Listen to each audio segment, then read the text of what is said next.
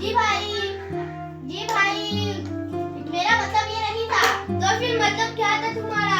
जी भाई, मुझे एक जगह का पता पूछना है। पता पूछने के लिए मैं ही मिला हूँ तुम्हें क्या?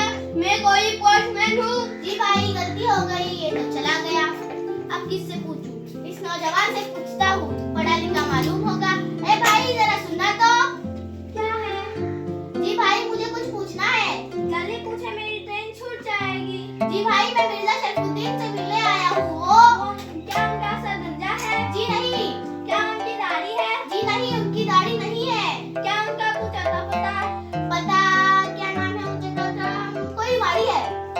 भाई आप सोचते रहे, मेरी गाड़ी छूट जाएगी।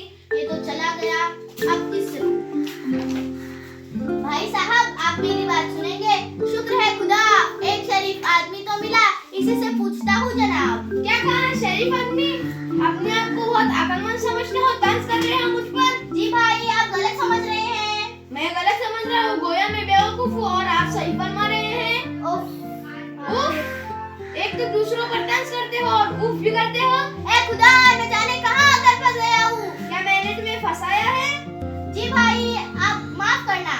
माफ कीजिए, माफ कीजिए। हमारी मैं पहले बेइज्जती की और कहते हैं माफ कीजिए। हमारे यहाँ भिखारी को कहते हैं माफ करो। क्या तुम्हें मैं भिखारी लगता हूँ? जी भाई, गलती हो गई। पता नहीं कहाँ कहाँ से चले आते हैं। ये तो चला गया, मगर जान तो छूटी।